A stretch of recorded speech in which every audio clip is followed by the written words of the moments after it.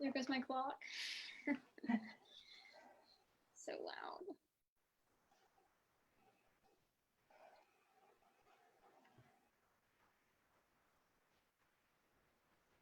Okay. I'm screen sharing. Can you see my screen? Can you see everything, Annamaria? Yep. Okay. Nope, I didn't want that. Okay, let me get on my phone. I'll go ahead and pull up as well. Yeah. Yeah, I'm seeing it. It's starting to, yeah, it's got the lag a little bit. Okay. Okay. Nope, I didn't want that. Oh, yeah. Hey, guys, we're going to get started in just a minute. We're going to get, wait till 2 o'clock. We're just trying to get everything uploaded and going and trying to see everybody so we can watch for questions this time because last time Travis had a little bit of an issue. My spot.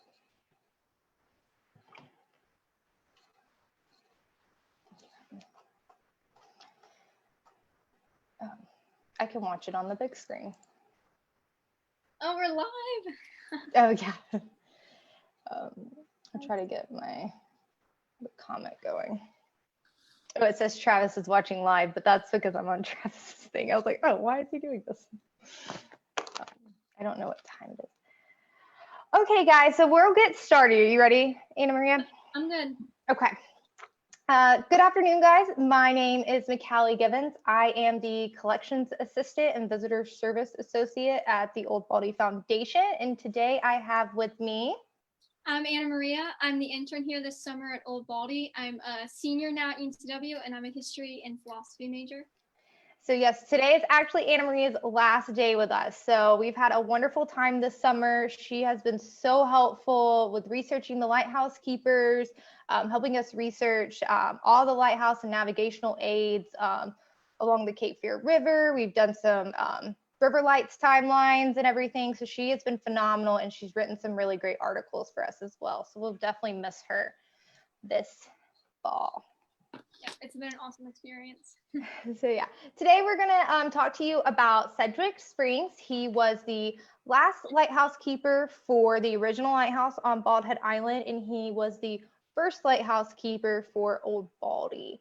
So he's got a little bit of an interesting experience. He lived a very long life and everything. So we'll get started. I have questions pulled up. So I have our Facebook Live pulled up. So if you guys have any questions for us, shoot them on there. I'll check them out, and I will try, or Annamaria will try to answer them as we go along. And if you have questions at the end, you can always just leave a comment and somebody will respond. Okay, let's see. So before we get started about Sedgwick Springs, I kind of wanted to spend just a little bit of time talking to you guys about how we kind of start our research and just easy ways that you guys as well can research. And almost all of these are free options, some way, shape, or form. So when we started researching lighthouse keepers, we always kind of look for ancestry, newspapers, and Fold 3, which is military records. All those are accessible. They do charge, but most public libraries have an option if you have a library card with them. So it's really great. And then the National Archives is wonderful. Find a Grave is really helpful when you're trying to figure out where somebody was buried.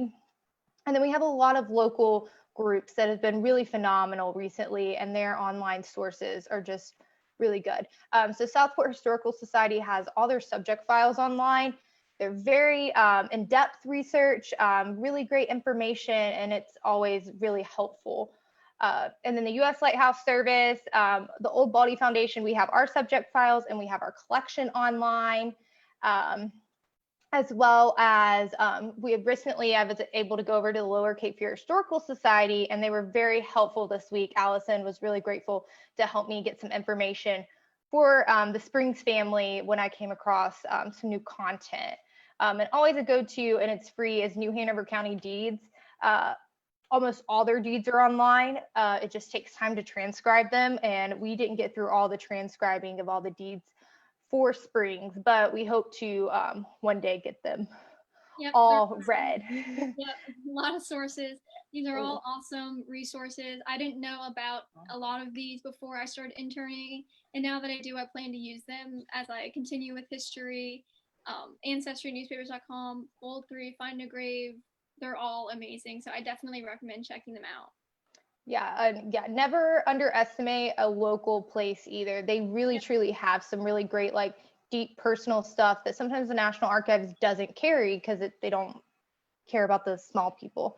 So really great information. And this is kind of where we did our research to help found our foundation about Springs and the other lighthouse keepers.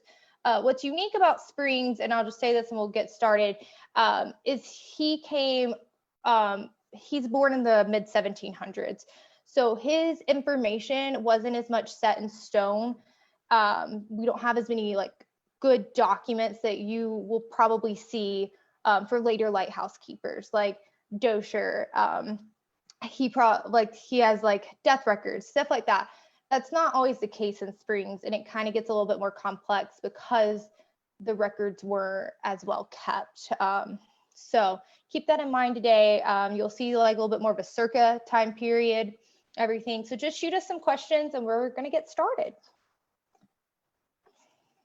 All right, so as McCallie mentioned, we're working with older sources, so some of the stuff is going to be a bit uncertain. And what we were talking about before that is just really cool to remember is that in the mid 1700s, this was a time when there weren't a lot of permanent or legal documents for people to keep track of their lives.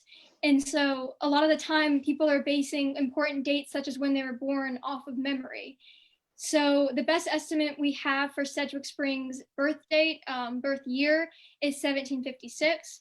This is a really cool source we found on Fold 3 that dates it specifically on April 2nd. It states that he was born in the state of North Carolina on the second day of April, 1756. So it's just important to remember that, like, while of course we do want to have like a specific birth record and birth year and birthday, sometimes it's not so clean cut. And because, you know, back then they couldn't just, you know, have a real easy legal record, and then if it got destroyed, replace it so easily. So a lot of these dates are coming from the people who are writing these sources' memories. And that's something I discovered interning.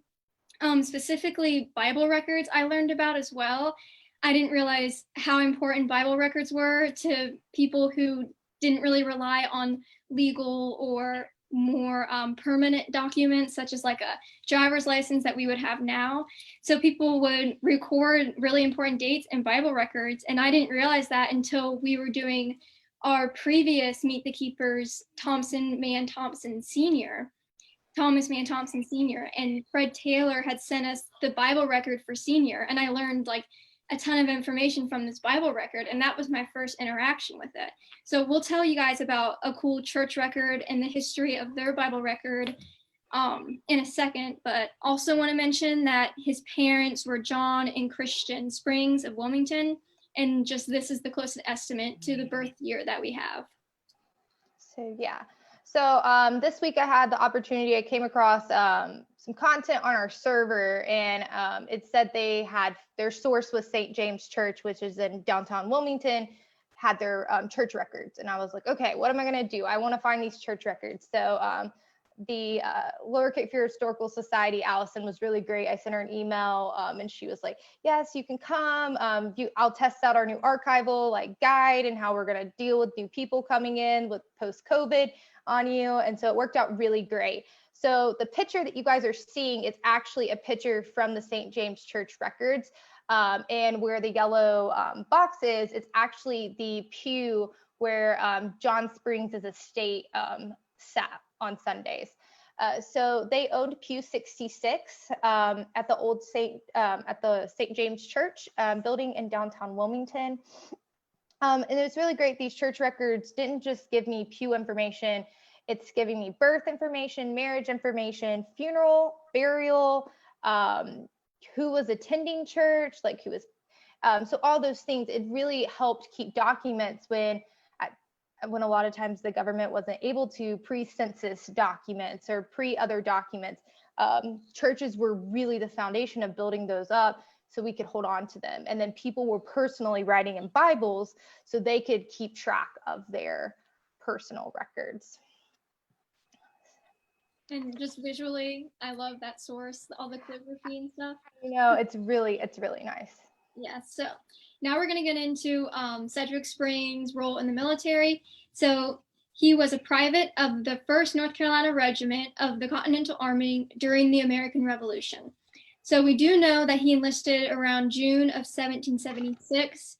However, what we're not so certain on is when exactly he ended his time in the military. So yeah, Kevin Duffus, who wrote the book on Bald Head Island in 2017, he makes a really good comment about there's two different versions of when Springs got out of the military. Some people believe he left before the winter at Valley Forge, and other people think he stayed through Valley Forge and fought along with Washington. So Springs, when he was going through his pension application in the 1830s, in his 70s, he couldn't really recall, and he admits that, saying in a sworn affidavit, because of his old age, he doesn't really remember, but he does recall that he was at least in the military or enlisted for at least 2 years and 8 months.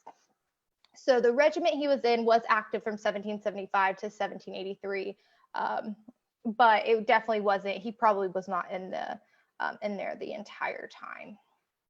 So yeah, if you guys have any questions, just let us know. We will try our best to answer them and help you out. All right, so there's sort of a background story to how we got to the whole marriage, who he was married to, and the year, and it's a really interesting story. So when Sedgwick Springs died on Bald Head, the Springs family, his wife and his family, came back to live on Southport, obviously on a boat ride, and they had their stuff in this boat.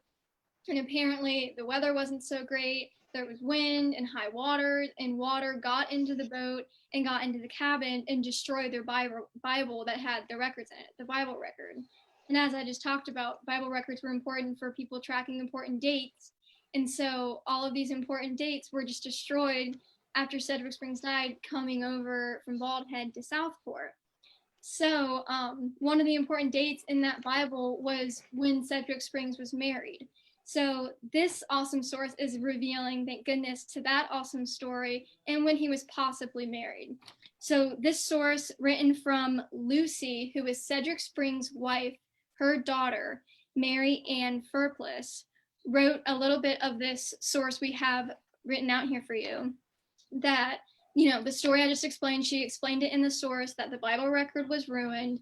And then she states that the record of their marriage stated that it was in the year of 1787. So Sedgwick Springs and her mother, Lucy, she's stating, got married in 1787, but that record was destroyed in the boat, which got destroyed by the water.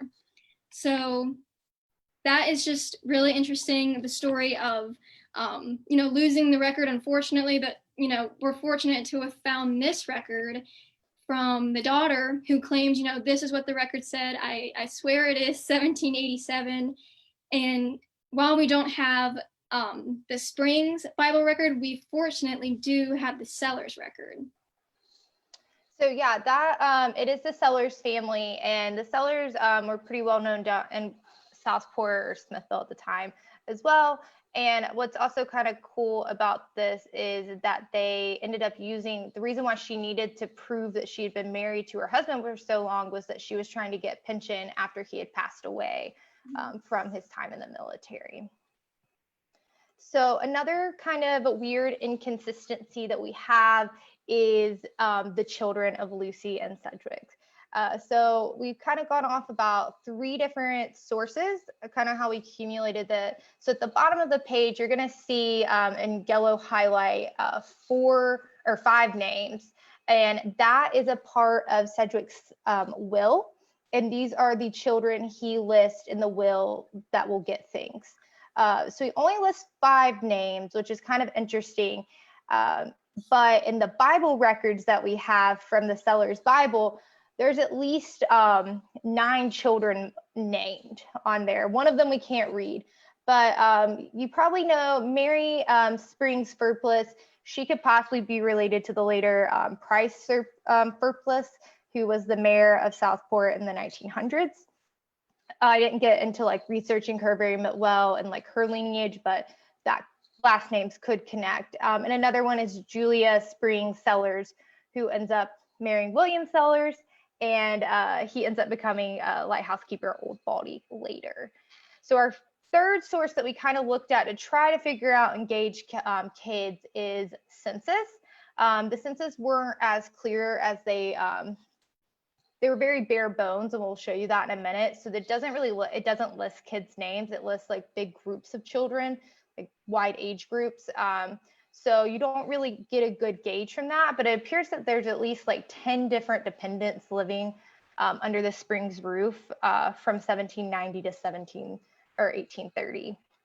So it's kind of interesting to me that he only left stuff to 5 of the like possibly 9 children, especially when he doesn't list John and the heirs of John later on, because in some of his deeds, he gives John some land and he writes in the deed, "To my dear son." So I do find that kind of interesting that he decided to leave his heirs out of the will, but gave them land. So maybe they had some bad beef or something. I don't really know. You never know. Yeah, let's see. So what did Sedgwick Springs do once he got out of the military? He became well known in Wilmington in the area as a blacksmith. So he partnered with Peter Harris for several years, and they dissolved their partnership in 1797. And that is what the newspaper clipping is about. But he also worked with and owned a lot of property with Neum Harris, and that's got 2 S's at the end. So it's, I don't know if one's a typo or they could be related. That's something that needs to be looked into. But Neum's records are a lot in the St. James records as well. His funeral information, a lot of his family information, and I believe he was buried in St. James as well. So it's just kind of interesting that he did all that. So yeah, he became pretty well known as a blacksmith, was buying up a lot of land in downtown Wilmington. So it's kind of cool. Got a transition. Next slide. That's gonna jump like 3 slides now, guys. I have to backtrack. Oh, I knew I was gonna do that. Oh, there we go. Okay, we're back. So like I was just mentioning, Sedgwick Springs bought and sold a lot of land and property during his life, and at least just in New Hanover County alone in the deed index, when we were going through it this past week, he's mentioned over 20 times in just buying or selling. So those take time to transcribe. They could be a page, they could be 2 pages to transcribe. So we haven't gotten through all of them to transcribe them yet. And we hope to get there one day, and hopefully we can bring more information to you guys once we learn about that. What is great, and I've said this before, New Hanover County deeds are online. They're all accessible. Not all areas are like that. Brunswick County goes back to about 1850s. So that's why we don't have as much information about his land and buying and selling in Smithville. So we do know he owned some property on Dock Street, and then again on like Orange and 2nd in downtown Wilmington. He and Neum Harris also spent a lot of time supposedly buying this Nancy's Delight plantation. It's in Pender County. So it's kind of interesting. I don't really know much about it. I came across it this week when I was getting prepared for this. I came across them seeming to like sell the property back and forth like one year after another. So hopefully we can transcribe and kind of figure out what's all going on. And then we do know he owned lot 2 and lot 37 in Smithville. And he also owned some slaves, and I'm gonna let Annamaria kind of talk about his owning of enslaved people. So yeah, we did know he owned slaves. Specifically, we found a source from 1819. It explained that he bought 3 enslaved people, and luckily they were named. Often they aren't. So we have the clippings from the names right there. The slaves that he bought were named Salvin, John P. in London, and in that same indenture, he also bought 3 horses, some cattle, hogs, 10 sheep, and a deer. Overall, the 3 enslaved people and the animals cost Sedgwick $2,000. We know that from the deed. And that's really the only deed we had that specifically talks about the slaves he bought, but it's super interesting because it names the specific livestock. So that was a really interesting find. Yeah, and that's really another cool thing about, I can't really talk enough about New Hanover County deeds having them all online, because they also created a system where you can go in and search by enslaved people's names or the enslavers' names, and it'll give you a list of deeds that you can go and pull. So it's a really wonderful extra tool that they did a really great job in researching. I also want to give a shout out to Frank Newton. We hope to see you come and visit us in November and everything. So if anybody else has any comments, questions, please let us know. We will be happy to answer them. All right, so here's the 1790 census. This is a really cool source because it is the first census to take place. So because it was so old and it was the first census, it's really kind of simple, bare bones information. It just has the name of Sedgwick Springs, the head of the house. And then other than that, it's not too much detail. They're only trying to specify men who are either children or adult, not necessarily getting too much into if they were a young adult or if they were middle-aged. Just, was it an adult or was it a child? The females weren't even specified under an age group. And then the enslaved people weren't even identified as a certain gender or a certain age group, but they did list them just as numbers. So this is what we have. Fortunately, censuses did get a little more detailed, fortunately, so we can tell a little bit more about the Springs household and how many women, their ages, and then eventually we fortunately get to figure out the gender and the ages of the slaves as well, but we'll get to all that. Yeah, and then a little bit of a difference you can see with the 1800 census is we've added a couple more groups. Females do get their own age groups this time, and they've changed up the male age groups and made them a little bit smaller. So he's got a little bit of a packed house, and he also has 3 enslaved people living with him as well, or residing on the property.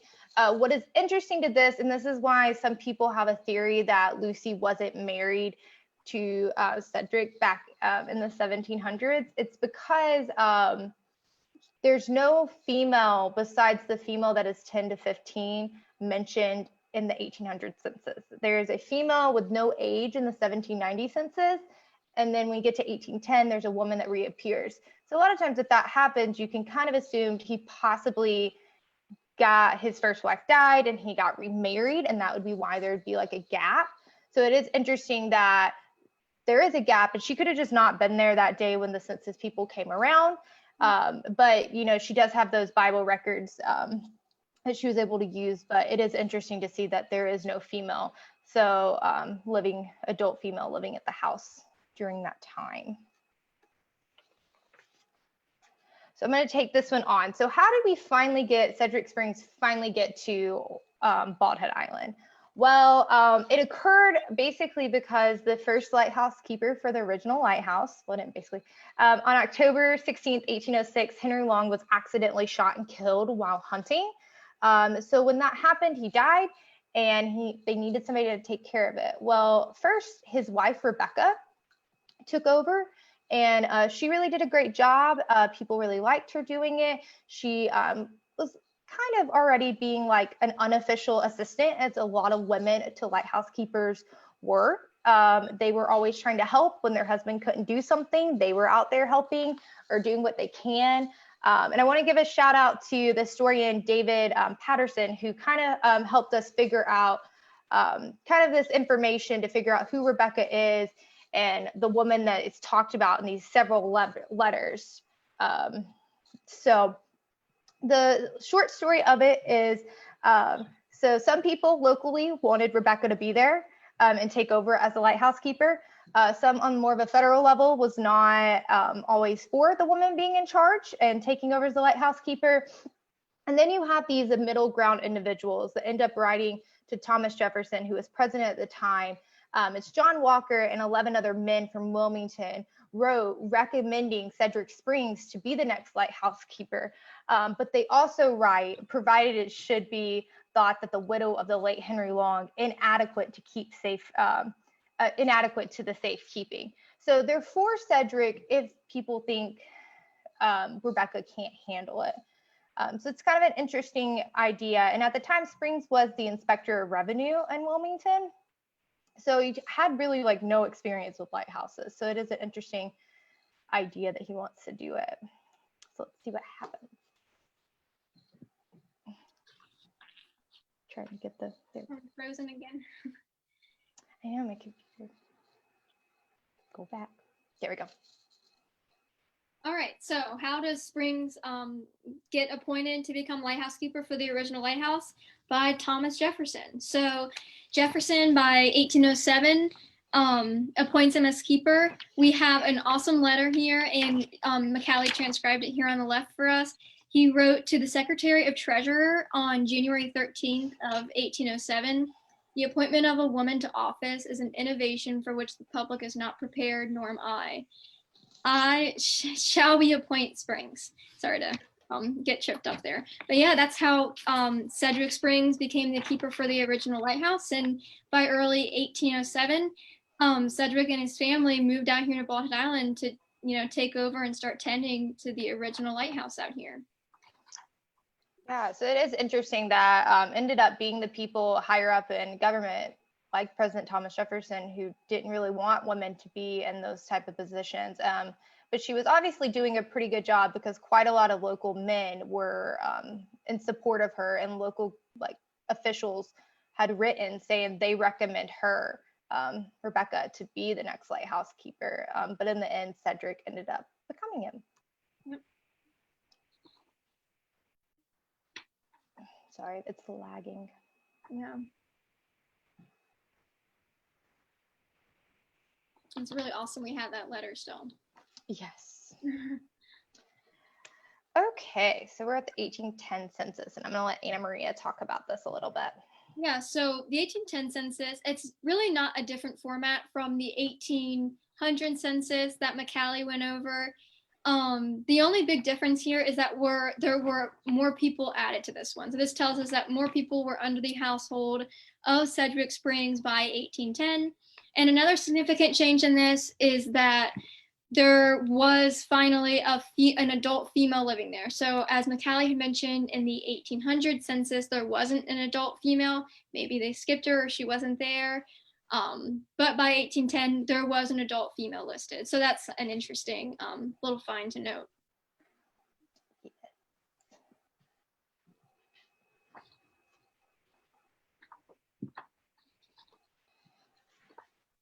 All right, and then there were some problems with the original lighthouse out here on Baldy Island, and the federal government decided to take it down by 1813.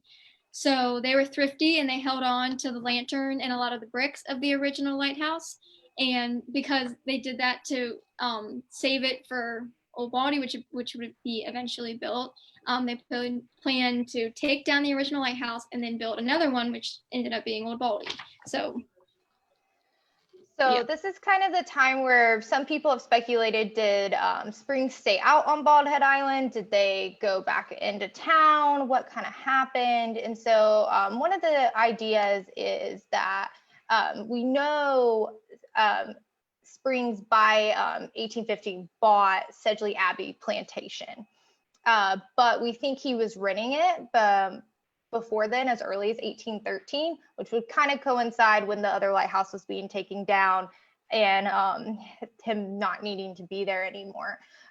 We have some newspaper articles mentioning him being the head of the property and no trespassing and etc. So by 1815, he did buy 1,400 acres of the plantation for only $950, which I know today is nothing, but back then it was a lot. What's really cool about the map you're seeing is that the circle at the top is where the plantation, Sedgeley Abbey, that he bought. The circle at the bottom is where Smith Island is. So the Sedgeley Abbey plantation is going towards Carolina Beach area near the Teflers Creek. So it's a really cool history of it, and it basically evolves by people buying more and more land over time and one person accumulating it. But The name kind of comes from Peter Maxwell, who was the Scottish merchant who owned the land for a little bit before Sedgwick did.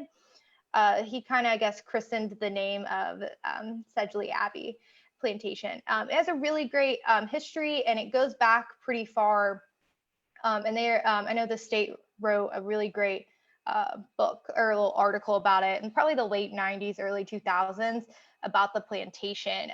And that really helped me when I was doing my research, kind of get a background of the people who'd been there before that. The Dry family, we haven't really talked too much about them, but they kind of are involved in this Wilmington, Southport, Bald Head Island, the group. But the Dry family had owned it for some time as well. So by December 1821, Springs did sell Sedgeley Abbey and some other tracts to Jose Pickett for a little over $1,700. So it's probably because he was moving back to Bald Head. He was getting older. He didn't really need to take care of a plantation anymore. We don't really know exactly why he did decide, but I mean, those are all good speculations. We also don't really know if he decided to grow anything on the land. We do know Peter Maxwell, when he was advertising for rental of the land, that the land was good for growing corn, indigo, cotton, and rice. So we don't really know if he decided to do any planting there or he ran it like a plantation. So we don't really know what he decided to do when he was out there, but it's definitely something I'm intrigued in learning about. So if you guys have any questions, just shoot them our way. We'll be happy to answer them or any comments or anything.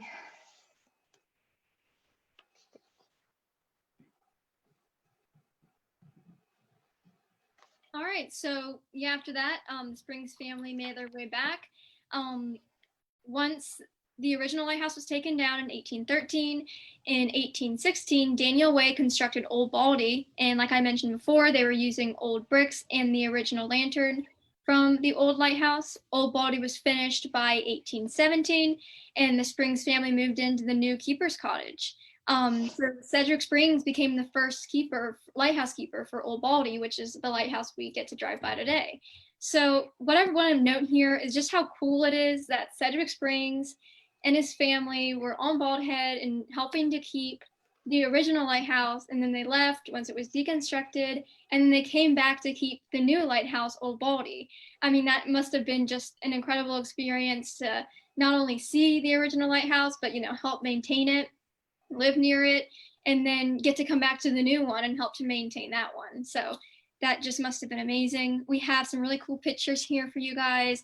The one at the bottom is from an official registry. It lists Springs as the keeper.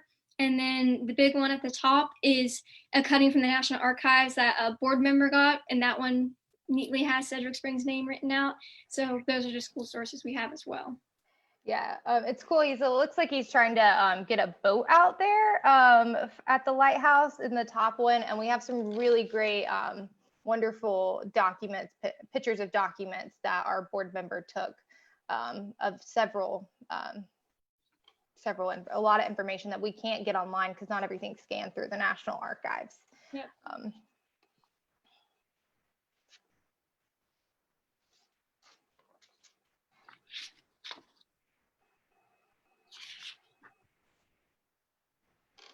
Okay, so 1820 census. We've added, not really much has changed by groupings of people. There are about the same amount of people there. One thing is to notice that there is no enslaved people living there at the time or living at this piece of property at the time. That could be that they were on the census and were reported at the plantation because he was still owning that plantation until 1821. We do know he did buy those 3 enslaved people in 1819. So they're somewhere. I don't know if they just didn't get reported, but it is interesting to note that. Oh, it went crazy. Yep, so unfortunately, the Springs family went through a really tragic occurrence. On March 26th of 1825, Sedgwick Springs' son John and his infant grandson got into a boat wreck on their way to Baldhead to come see him, and they drowned on their way here. We have the newspaper here on the left that explains the situation, and both of them had their funerals at the St. James Church. We know that from the church records that we had discussed before. So just a really tragic event that the Springs family had to go through.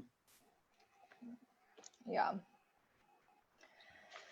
So our last final census for the Springs family is the 1830 census. And what you'll see here is that they have finally put the groupings in about a 10-year time period. So ages are a little bit smaller groupings that helps like narrow down people, as well as enslaved people are given genders and they're giving age groups. Their age groups are a little bit of a wider range than your free white people, but it is nice that they are finally getting a gender and an age grouping.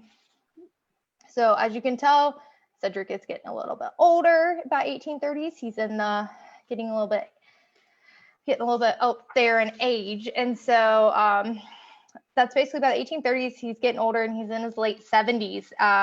He's trying to take care of this lighthouse, and it's not easy. You have to go up and down the stairs a lot. It's a lot of manual labor. So it's kind of unsurprising that in April of 1837, when the contractor came out to Baldhead Island to deliver whale oil, that he found the lighthouse in ruinous conditions. He wrote to the 5th auditor of the U.S. Treasury, who was in charge of everything at that time, Stephen Pleasanton, and just to tell him what was going on. And Stephen got very upset and he was like very worried. He wrote to the local superintendent of lighthouses, James Owens, asking for an assessment of what's going on, what the lighthouses looks like, as well as trying to figure out if Springs was executing his duties by proxy. So he was either using, a younger white man, his son or something, or could have been using an enslaved person. So they were trying to figure all that information out and see what's going on. And it's interesting, Pleasanton wanted to just tear down Old Baldy and just say, forget it, we'll start back over, we'll build something else. But I think once he realized how expensive it was to build Old Baldy, and it's not been there for very long, he reconsidered these ideas, as well as became a little bit more sympathetic towards Springs, because Springs was a American Revolution vet, and he was also appointed by Thomas Jefferson. So his way of trying to deciding not to remove Springs from the situation and get rid of him, they decided to look into getting an assistant keeper. But unfortunately, that did not come before Sedgwick ended up passing away. Yep, so Sedgwick Springs passed away on December 3rd of 1837. His will, which we fortunately have record of, was completed a month before. Sedgwick left everything to his wife, Lucy. He mentions that he was going to pass on 2 lots in Smithville, which is current day Southport, and a lot of furniture. And that could go back to our boat story that we were talking about. And maybe that is what they were bringing back on the boat when the Bible record was destroyed, all the furniture that Springs left her. So based on what McCallie could read from the will, it does not appear that he willed any enslaved people to his wife or anyone else. So we're not sure what happened about that. And it's also interesting to note that he did have multiple sons alive, but he made his son-in-law, William Sellers, the executor. So Sellers became the lighthouse keeper for Old Baldy in the 1850s. And we unfortunately don't know where he's buried. It could have been like, this is sort of the case for the last keeper we did.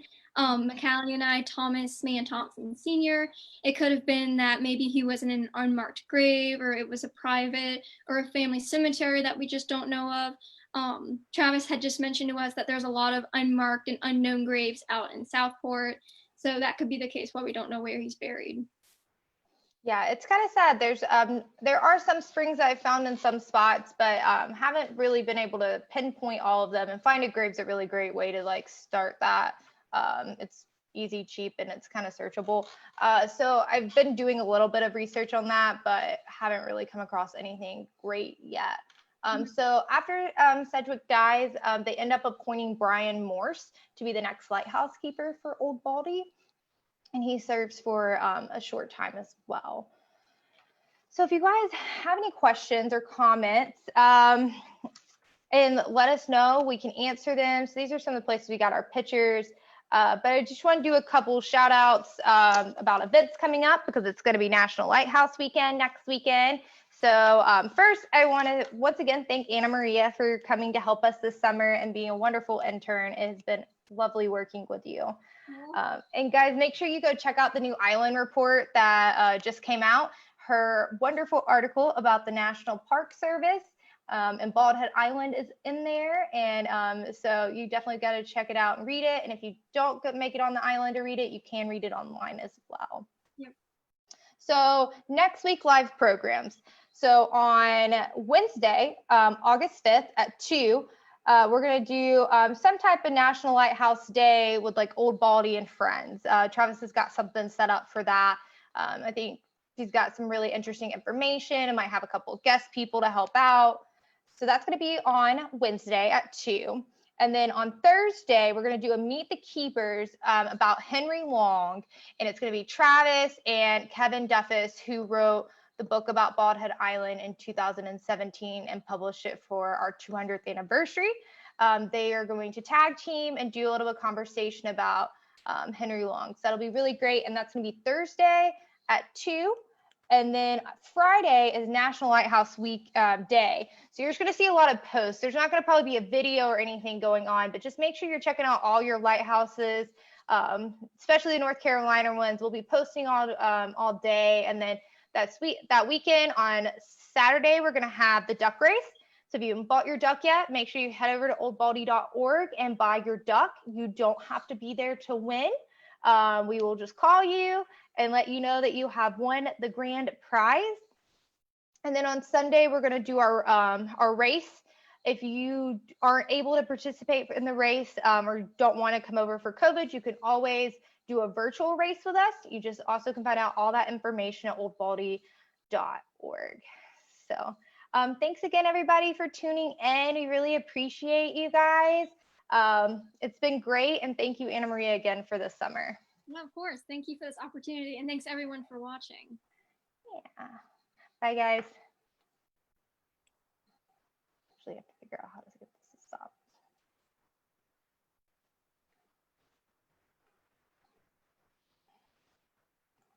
Okay.